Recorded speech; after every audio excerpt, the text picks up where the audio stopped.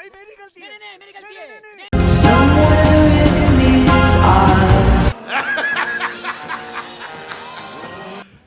You serious? नमस्कार दोस्तों, कैसे हैं आप सब। आई होप कि आप लोग अच्छे होंगे। दोस्तों 20 जनवरी 2025 ये दिन इस साल और इस साल के अलावा आने वाले 4 सालों के लिए पूरी दुनिया में काफी इम्पोर्टेंस रखने वाला है। और ये मैं इसलिए कह रहा हूं क्योंकि आप सबको पता है कि 20 जनवरी 2025 को अमेरिका के नए राष्ट्रपति के तौर पे डोनाल्ड ट्रंप ने शपथ ले लिया। यानी कि डोनाल्ड ट्रंप अमेरिका के नए राष्ट्रपति बन गए। डोनाल्ड ट्रंप अमेरिका के 47वें राष्ट्रपति पद का शपथ ग्रहण उन्होंने लिया है। और इसके साथ ही कई सारे ऐसे स्पेकुलेशंस और एजम्पशंस और प्रिडिक्शंस लोग कर रहे हैं, अज्यूम कर रहे हैं, स्पेकुलेट कर रहे हैं कि दुनिया में कई सारी चीजें बदलेंगी और जो चीजों में बदलाव होगा वो दरअसल पॉजिटिव होगा और कुछ लोगों के लिए बल्कि कुछ देशों के लिए शायद वो निगेटिव भी हो। तो आज की ये जो वीडियो है दोस्तों वो इसी बात पे है कि डोनाल्ड ट्रंप के शपथ ग्रहण के बाद चीजें किस तरीके से पूरी दुनिया में बदलेंगी। साथ ही साथ डोनाल्ड ट्रंप ने शपथ लेने के बाद वो कौन कौन सी चीजें हैं जिसको निरस्त कर दिया या फिर वो कौन सी चीजें हैं जिसको उन्होंने लागू किया है। इसको मैं विस्तार से बताऊं और आप सबको समझाऊं कि आखिर दुनिया में और जियोपॉलिटिक्स के दृष्टिकोण से क्या क्या चीजें बदलेंगी या क्या क्या चीजों में बदलाव होने की संभावना है। उससे पहले जैसा कि मैं हर बार आप लोगों से कहता हूं कि अगर आप मेरे चैनल पे नए हैं तो मेरे चैनल को सब्सक्राइब कर लीजिए। मेरे वीडियोस अगर आपको अच्छे लग रहे हैं तो इसे लाइक कीजिए, ज्यादा से ज्यादा लोगों के साथ शेयर कीजिए और कमेंट में आप अपनी राय भी बता सकते हैं। दोस्तों आप सबको पता है कि 20 जनवरी को डोनाल्ड ट्रंप ने 47वें राष्ट्रपति के तौर पे अमेरिका में शपथ ले लिया। यानी कि वो अमेरिका के 47th प्रेसिडेंट बन गए।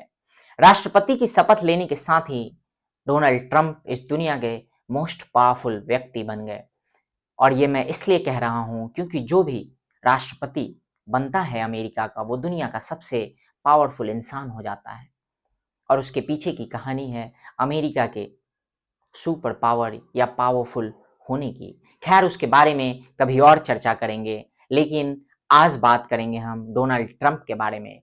और डोनाल्ड ट्रंप ने अपने पॉलिटिकल कैंपेनिंग के दौरान यानी कि अपने चुनाव प्रचार के दौरान जब वो कैंपेन कर रहे थे प्रेसिडेंशियल कैंडिडेट के तौर पे, तब उन्होंने क्या क्या वायदे किए थे और उसके क्या असर दिखने शुरू हो गए हैं। इसके इतर दोस्तों आप सबको ये भी पता है कि किस तरीके से पूरी दुनिया में आग लगा हुआ था पिछले कुछ सालों से, चाहे वो रसिया यूक्रेन कॉन्फ्लिक्ट हो या मिडिल ईस्ट का कॉन्फ्लिक्ट हो, जिसमें Israel Hamas, Israel Hezbollah, Israel हुतीज, Israel और ईरान के बीच के जो वॉर क्राइसिस हैं, जिसके बारे में मैंने आपको अपने पुराने वीडियोस में बताया भी है और उसको स्पेशली कवर भी किया है। आप सब तक वो सारी रिपोर्टें पहुंचाई हैं कि किस तरीके से मिडिल ईस्ट की जो क्राइसिस है उसमें कितने लोगों ने अपने आप को कुर्बान कर दिया, कितने लोग शहीद हो गए, कितने लोगों को मौत के घाट उतारा गया। ये सारी चीजें मैंने आप सबको बताई हैं और आप सब तक पहुंचाई हैं। इससे इतर दोस्तों ये भी खबरें हैं कि जिस तरीके से पिछले 4 सालों में बाइडेन के शासनकाल में, यानी कि जब बाइडेन अमेरिका के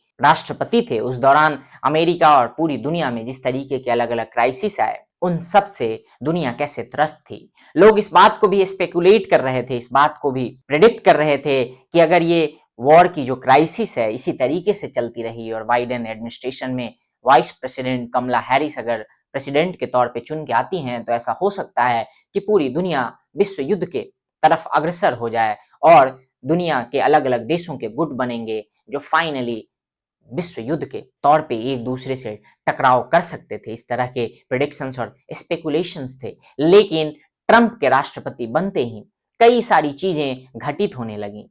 जो सबसे पहले और सबसे बड़ा घटना था वो ये कि मिडिल ईस्ट के जो क्राइसिस थी, जैसा कि ट्रंप ने अपने चुनाव जीतने के साथ ही ये कह दिया था, मिडिल ईस्ट में और भी जो मेंबर्स थे जिनके वजह से वो कॉन्फ्लिक्ट चल रहा था, चाहे वो ईरान हो, चाहे वो हमास हो, चाहे हिजबुल्लाह हो, इन सबको कि 20 जनवरी को शपथ लेने से पहले पहले मिडिल ईस्ट में शांति हो जानी चाहिए या फिर सीज फायर हो जाना चाहिए और जो बंधक बनाए थे हमास ने उन सबको वापस उन्हें इजराइल को लौटा देना चाहिए, वरना स्थिति जो है वो काफी भयावह होगी और जिसकी कल्पना कोई नहीं कर सकता। और ट्रंप के बारे में एक प्रसिद्ध बात है, लोग ट्रंप के बारे में ये कहते हैं कि ट्रंप एक ऐसा शख्स है जो वैसे तो ट्रांजैक्शनल है, जिसको अपने देश और अपने फायदे की चीजें ज्यादा सूट करती हैं, इसलिए ही उसने अपने चुनावी कैंपेन के दौरान मागा मेक अमेरिका ग्रेट अगेन का कैंपेन शुरू किया था,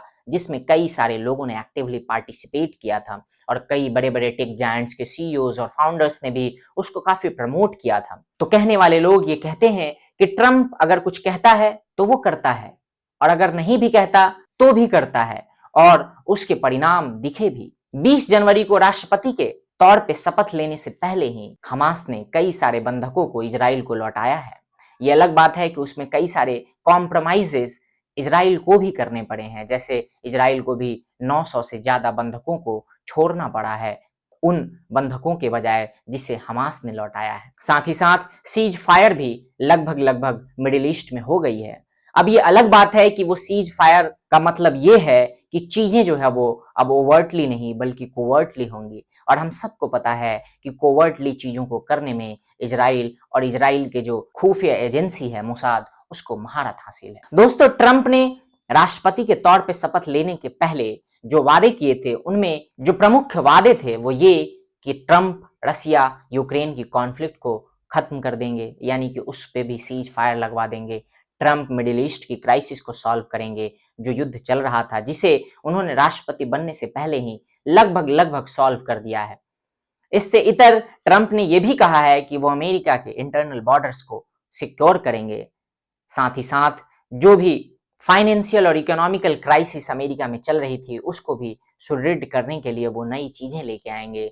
इससे इतर ट्रंप ने अपने राष्ट्रपति बनने से पहले ये भी वादा किया था कि कैसे अमेरिका में जो अलग अलग तरीके से वहां की जो सिस्टम है, चाहे वो जुडिशियल सिस्टम हो या फिर और भी ब्यूरोक्रेसी, इन सारी चीजों पे भी कंट्रोल लगाएंगे, और उसके परिणाम ट्रंप के राष्ट्रपति बनते के साथ ही दिखने शुरू हो गए हैं।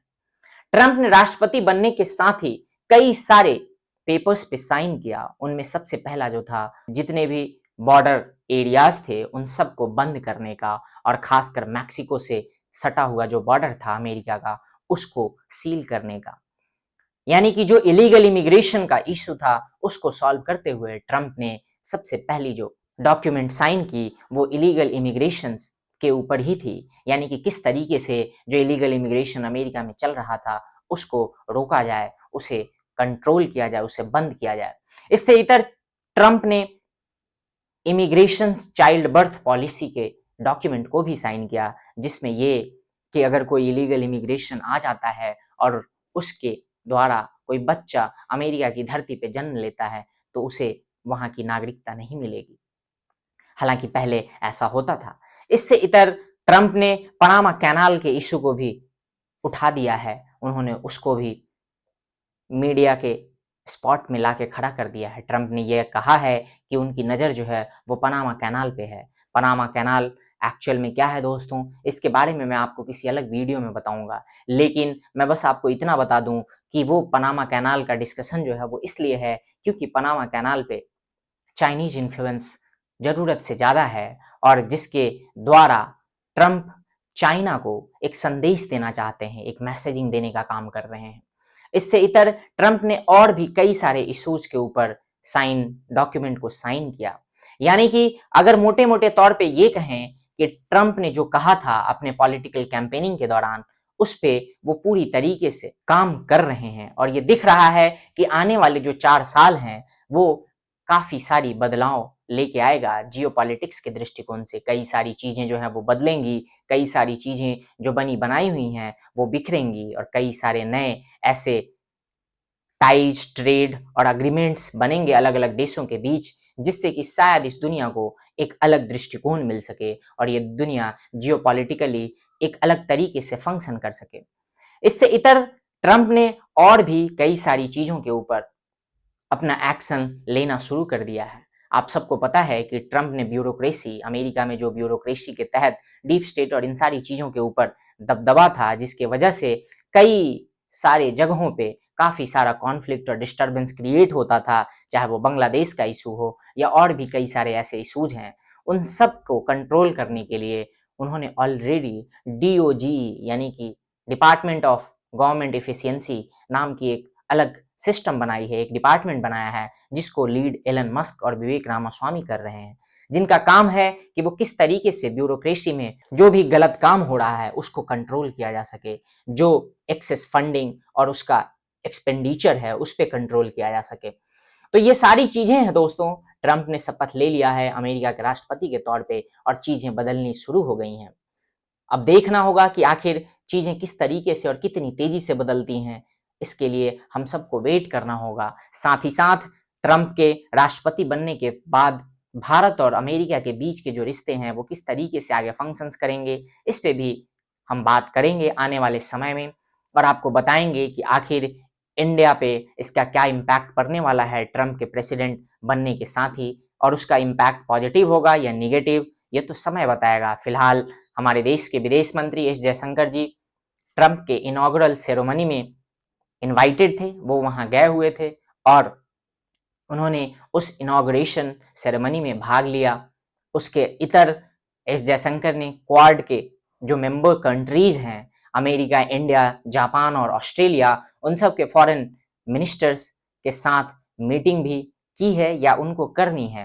तो देखते हैं दोस्तों कि आखिर और क्या क्या नई चीजें जियोपॉलिटिकल दृष्टिकोण से होती हैं या जियोपॉलिटिकली होती हैं और उससे भारत को क्या फायदा होता है, भारत को उससे पॉजिटिवली या निगेटिवली किस तरीके के इम्पैक्ट्स होते हैं, उन सब पे हमारी नज़र बनी रहेगी। बाकी फिलहाल के लिए अभी बस इतना ही, मिलते हैं अगले वीडियो में। टिल देन जय हिंद, जय भारत, नमस्कार।